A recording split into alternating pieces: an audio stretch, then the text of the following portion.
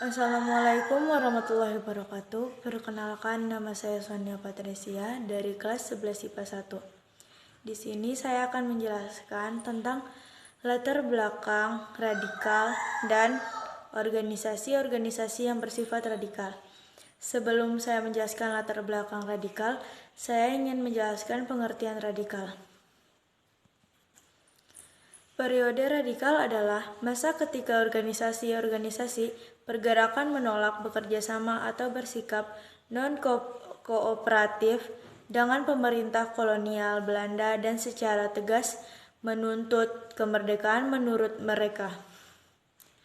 Bekerja sama dengan kolonial Belanda hanya akan melanggengkan penjajahan serta semakin menjatuhkan diri dari cita-cita kemerdekaan.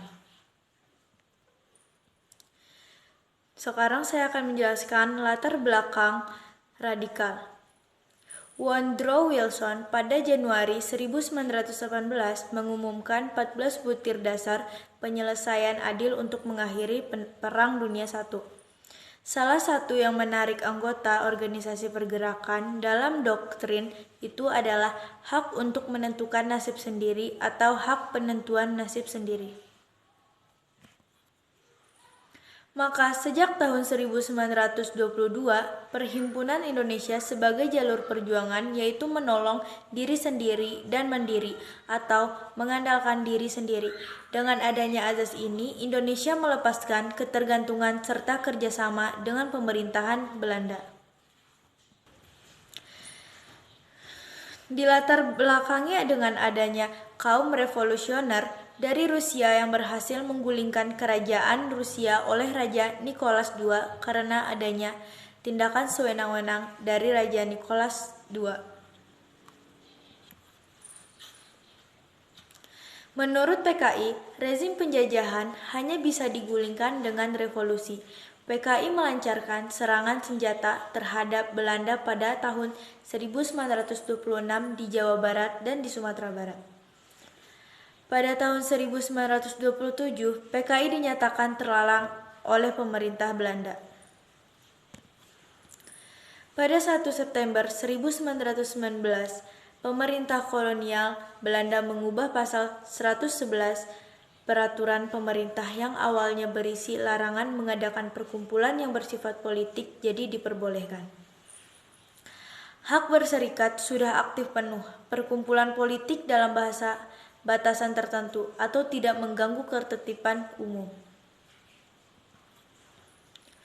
Jika melanggar, gubernur jenderal yang memiliki hak eksternal yaitu pelaku suatu tempat dan hak berbanding, pelaku-pelaku bertempat tinggal di suatu daerah. Ada dua dampak positif dari perubahan tersebut. 1. Anggota kesempatan bagi berdirinya organisasi pergerakan baru yang radikal sejak tahun 1920-an. Yang kedua, membuka jalan untuk menyuarakan aspirasi rakyat atau termasuk kritikan secara terbuka terhadap pemerintah Belanda. Digantinya Gubernur Jenderal Van Limburg, Stirum menjadi Dirk-Vogt. Dirk-Vogt menaruh curiga terhadap pergerakan gerak-gerik organisasi pergerakan serta otonomi yang ada. Ia mempunyai sifat konservatif yang mengherankan banyak orang. Karena pada satu pengaplikasian sebagai Menteri Urusan Jajahan, ia seorang menunjukkan sifat toleran dan simpatik terhadap pergerakan nasional. Kekecewaan ini muncul karena bangsa Indonesia yakin janji kemerdekaannya takkan terpenuhi dengan harapan pada Belanda di dalam janji yang dibuat oleh Stirum yang dikenal dengan nama Janji November. Dalam janji tersebut berisi pernyataan untuk mempercepat otonomi bagi Indonesia. Indonesia awalnya digunakan oleh organisasi Indonesiasische Vereniging yang sebelumnya bernama Indische Vereniging. Dengan menggunakan kata Indonesia, pergerakan menjadi punya identitas bersama yang menunjukkan suatu yang baru. Hal ini membuat bangsa Indonesia muncul harapan untuk kemerdekaan dengan mencapakan cara lama yang bersifat kooperatif dan diganti dengan cara yang radikal. HJFM Sneflit ikut berdinas ISDV serta menjadi anggota Serikat Buruh VTSP yang menjadi anggota sayap ISDV.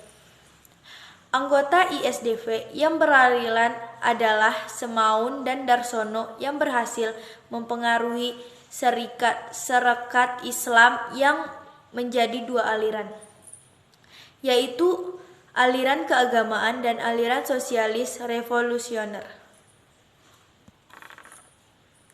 Bentuk perjuangan kaum buruh di bawah PKI adalah revolusioner radikal, diawali dengan kerja paksa buruh Penggadaian 1922 dan mogok kerja tram dan kereta api pada tahun 1923.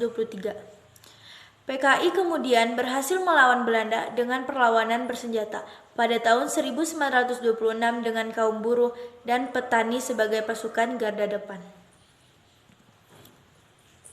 Materi kedua yaitu saya akan membahas tentang organisasi pergerakan bersifat radikal yang memperjuangkan kemerdekaan.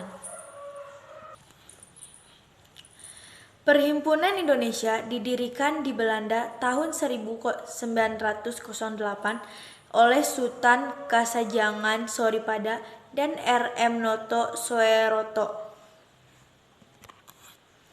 Paham komunis pertama masuk Indonesia melalui HJFM Sneflit pada tahun 1913. Pada tahun 1914, Sneflit didirikan Partai Bercorak Komunis ISDV atau Indische Sozialdemokratische Vereniging dengan pusat di Semarang. Partai ini melakukan taktik infiltrasi untuk mempengaruhi penduduk setempat.